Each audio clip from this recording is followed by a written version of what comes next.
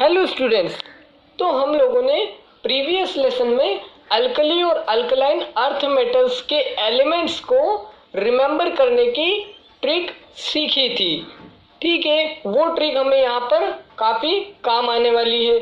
उसके बाद जो हमने सीखा था वहाँ पर जनरल इलेक्ट्रॉनिक कॉन्फ़िगरेशन लिखना।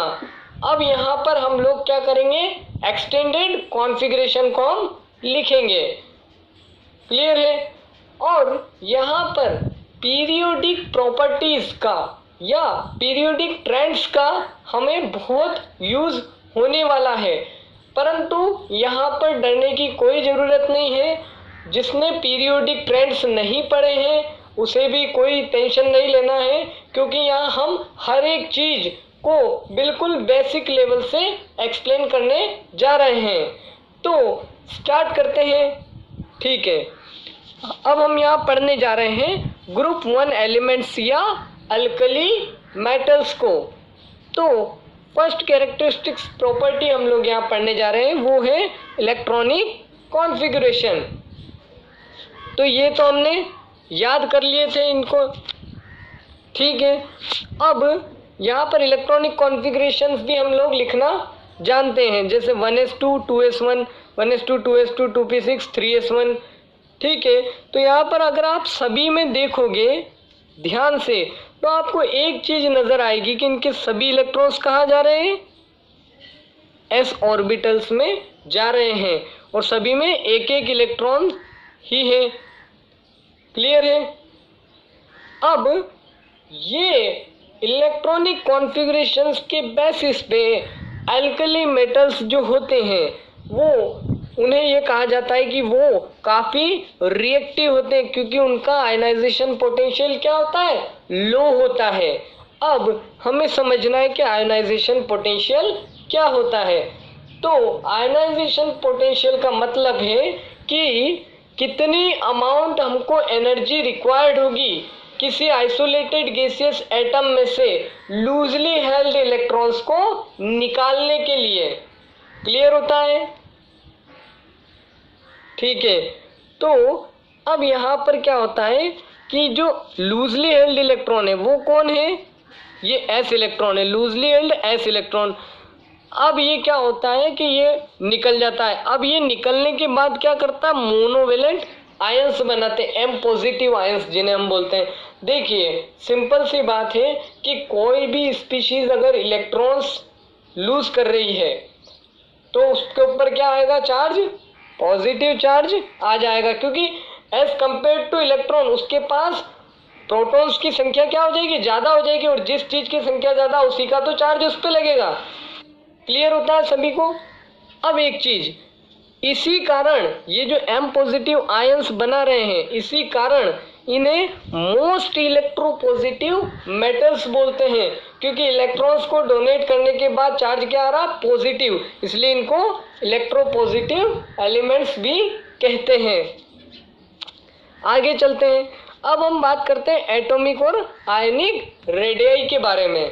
तो सबसे पहले तो हम ये देखते हैं कि जो एटॉमिक रेडियाई या आयनिक रेडियाई जो होती है वो जब हम टॉप टू बॉटम किसी ग्रुप में मूव करते हैं तब वो बढ़ती है। तो यहाँ पर भी टॉप टू बॉटम अगर हम मूव करेंगे कहाँ से, लिथियम से सीजियम की ओर, तो एटॉमिक या आयनिक रेडियाई बढ़ेगी। क्यों बढ़ेगी, क्योंकि यहाँ पर क्या हो रहा है, शेल्स जो है वो बढ़ते जाएंगे। देखिए इस चीज़ को यहाँ से समझते हैं कि यहाँ पर एक और दो शेल थे, अब यहाँ एक, दो और तीसरा शेल भी आ गया है, यहाँ पर तो चौथा शेल भी आ गया है, यहाँ पर पांचवा शेल भी आ गया है। मतलब जैसे जैसे शेल्स बढ़ते जाएंगे तो उसका साइज भी तो बढ़ता जाएगा। और शेल्स कैसे बढ़ रहे हैं, डाउन दी ग्रुप जाने पर, लिथियम टू सीजियम जाने पर। तो हमने यही तो बात यहाँ पर लिखी है। क्लियर होता है सभी को। आगे बढ़ते हैं कि अल्कली मेटल्स जो होते हैं वो खुद लार्जेस्ट साइज के होते हैं, क्योंकि पर्टिकुलर पीरियड में अगर हम देखें तो अल्कली मेटल्स की पोजीशन पीरियोडिक टेबल में कहाँ है, लेफ्ट हैंड साइड में सबसे फर्स्ट पे, क्योंकि ग्रुप फर्स्ट ही है ना ये। और पीरियोडिक टेबल में एक चीज ध्यान रखना कि एटॉमिक या आयनिक रेडाई एक तो टॉप टू बॉटम डिक्रीज होती है और एक लेफ्ट टू राइट मूव करने पे डिक्रीज होती है। और ये एलिमेंट्स एल्कली मेटल्स जो हैं वो बिल्कुल लेफ्ट साइड में स्टार्टिंग पे प्रेजेंट हैं। मतलब ये तो एज कंपेयर टू इधर वाले एलिमेंट्स से, राइट साइड वाले एलिमेंट्स से काफ़ी बड़े होंगे ना, इसीलिए तो एल्कली मेटल्स है largest size in particular period of periodic table. Clear होता है ये भी? ठीक है। अब एटॉमिक साइज बढ़ने पर क्या होता है, एटॉमिक नंबर बढ़ने के साथ जो होता है, सॉरी, यहाँ पर एटॉमिक नंबर जैसे जैसे बढ़ेंगे वो एटॉमिक साइज उसका बढ़ता जाएगा। अब आयनिक रेडाई की अगर हम बात करें तो मोनोवेलेंट आयन ये बनाते हैं, ये चीज़ तो हमको क्लियर है। और मोनोवेलेंट आयन जो होंगे वो उनके पेरेंट एटम से स्मॉल होते हैं, छोटे होते हैं एम पॉजिटिव आयन। क्यों छोटे होते हैं, इसका रीज़न भी बड़ा सिंपल है। तो इस चीज़ को समझने के लिए हम लोग एक एग्जांपल लेते हैं, जैसे Li और उसका मोनोवेलेंट आयन एम पॉजिटिव यानी कि Li पॉजिटिव आयन। तो देखिए लिथियम का एटॉमिक नंबर 3 यानी कि इसमें 3 इलेक्ट्रॉन और 3 प्रोटॉन होंगे, तो ये न्यूक्लियस प्रोटॉन प्लस लिखा, और इलेक्ट्रॉन 2 यहाँ और 1 यहाँ, 2 8 8 18 रूल के अकॉर्डिंग हमने अरेंज किए हैं। ठीक है, तो 2 यहाँ पे आएंगे और 1 बचा हुआ इलेक्ट्रॉन्स क्या अगली शेल्स में चला जाएगा। तो ये है Li। और Li पॉजिटिव में क्या होगा, एक इलेक्ट्रॉन्स चला जाएगा, मतलब ये वाला आउटर मोस्ट ही जाएगा ना, तो ये वाला इलेक्ट्रॉन्स चला जाएगा। अब इसके पास 2 इलेक्ट्रॉन्स बचे ये वाले, तो ये यहाँ पर हमने 2 इलेक्ट्रॉन्स छोड़ किए हैं। अब यहाँ क्लियर दिखता है कि इन दोनों में से छोटा कौन है, यही छोटा है ना। और पहली बात तो ये है कि अब इसके बाद न्यूक्लियर चार्ज काफ़ी ज़्यादा है, क्योंकि 3 प्रोटॉन है और इलेक्ट्रॉन कितने 2 है, तो ये और तेज़ी से उन 2 इलेक्ट्रॉन्स को खींचेगा, तो ये अपने पेरेंट एटम से छोटा हो जाया करता है। और यहाँ पर 3 इलेक्ट्रॉन और 3 प्रोटॉन, मतलब एक प्रोटॉन एक इलेक्ट्रॉन्स को अट्रैक्ट कर रहा है, पर यहाँ पर तो 3 प्रोटॉन मिल करके 2 इलेक्ट्रॉन्स को अट्रैक्ट कर रहे हैं ना, तो ये तो और भी वैसे छोटा हो जाएगा। क्लियर है कि क्यों वो अपने पेरेंट एटम से मोनोवेलेंट आयन छोटे होते हैं, ये बात सभी को समझ आ चुकी है। उसी टाइप से अगर हम ऑर्डर देखें तो यहाँ पर ये ऑर्डर तो हम समझ ही चुके हैं कि Li से CS जाने पर क्या होगी, हमारी एटॉमिक या आयनिक रेडियाई क्या होगी, बढ़ेगी। ठीक है, शेल्स बढ़ रहे हैं, पर Li पॉजिटिव क्या हुआ, यहाँ पर छोटा था किसके, Li से, ये पेरेंट एटम वाली कंडीशन है यहाँ पर। वैसे ही Na बड़ा होगा और Na पॉजिटिव आयन क्या होगा, छोटा होगा। क्लियर है, आगे चलते हैं। आयोनाइजेशन एंथैल्पी की हम लोग बात करते हैं, जो हमने डेफिनेशन अभी जस्ट पढ़ी है, तो उस चीज़ को हम लोग समझने जा रहे हैं। तो एल्कली मेटल्स के पास लो आयनाइजेशन एंथैल्पी होती है, ये बात तो सभी को क्लियर हो ही चुकी है। अब आयनाइजेशन एंथैल्पी कहाँ डिक्रीज होगी, तो ये डिक्रीज जब होगी जब हम Li से CS की ओर जाएंगे। अब Li से CS की ओर जा रहे हैं, मतलब हमारा क्या हो रहा है, एटॉमिक साइज बढ़ रहा है। क्लियर है ना, down the group atomic size बढ़ रहा है क्योंकि शेल्स बढ़ रही हैं। और जब एटॉमिक साइज बढ़ रहा है तो वो जो आउटर मोस्ट इलेक्ट्रॉन है उस पर जो न्यूक्लियस जो कि सेंटर में प्रेजेंट है, ये आउटर मोस्ट इलेक्ट्रॉन और ये न्यूक्लियस जो कि सेंटर में प्रेजेंट है, तो ये इसको इतनी अच्छी तरह से अट्रैक्ट नहीं कर पा रहा है क्योंकि साइज अब बढ़ चुका है। अब ये सेंटर वाला पॉजिटिव चार्ज इतनी अच्छी से इसको खींच नहीं पा रहा है, और अगर साइज बढ़ जाता तो ये इलेक्ट्रॉन और दूर चला जाएगा। तो जैसे जैसे साइज बढ़ती जा रही है इसका अट्रैक्शन इस लास्ट आउटर मोस्ट इलेक्ट्रॉन के प्रति कम होता जा रहा है, इसलिए इसकी आयोनाइजेशन एंथैल्पी या आयोनाइजेशन पोटेंशियल क्या हो जाएगा, घटता जाएगा। तो जैसे जैसे साइज बढ़ेगी वैसे वैसे IP क्या होगा, घट जाएगा। ठीक है, ये चीज़ हमने यहाँ पर क्लियर कर दी है कि ये आउटर मोस्ट इलेक्ट्रॉन स्क्रीन्ड हो जाता है न्यूक्लियर चार्ज से।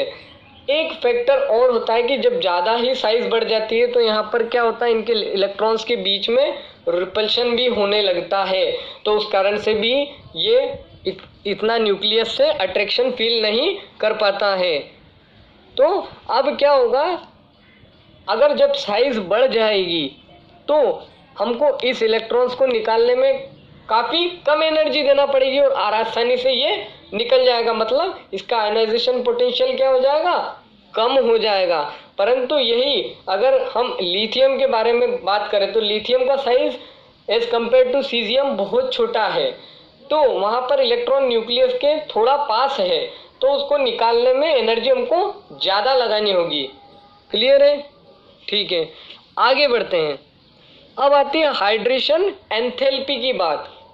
तो सबसे पहले हम लोग समझेंगे हाइड्रेशन क्या होता है। तो आप लोगों ने देखा होगा कि गर्मी के दिनों में हमें अक्सर क्या हो जाया करता है, डिहाइड्रेशन। डिहाइड्रेशन का मतलब क्या होता है, पानी की कमी। और यहाँ हाइड्रेशन मतलब यहाँ पानी की ही बात हो रही है, वाटर की यहाँ पर बात हो रही है। और एंथैल्पी मतलब एनर्जी। तो इसका मतलब होता है कि जो मेटल आयन होते हैं जब वो वाटर के साथ बॉन्ड बनाते हैं तब जो एनर्जी रिलीज होती है उसे हम क्या बोलते हैं, हाइड्रेशन एंथैल्पी बोलते हैं।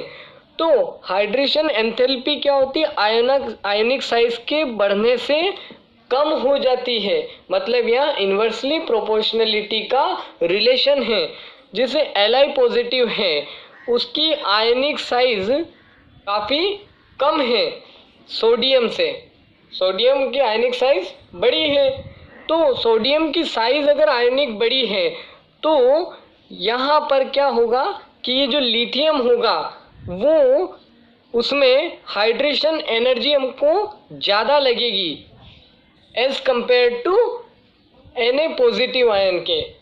और इसी रीज़न के कारण ये Li क्या, इसकी सीरीज में Li सबसे ज़्यादा यहाँ पर हाइड्रेशन एनर्जी है, इसकी सबसे हाई हाइड्रेशन एनर्जी है। और इसी के कारण जो लिथियम के सॉल्ट्स होते हैं वो मोस्टली हाइड्रेटेड होते हैं, क्योंकि इसकी हाइड्रेशन एनर्जी जो होती है वो काफ़ी ज़्यादा होती है। जैसे एग्जांपल के लिए LiCl.2H2O है, ये भी एक हाइड्रेटेड फॉर्म में है। LiCl मतलब लिथियम का ही तो सॉल्ट है ये। क्लियर होता है? ठीक है, अब हम लोग मिलेंगे नेक्स्ट लेसन में जहां हम कुछ और बातें इस पर करेंगे।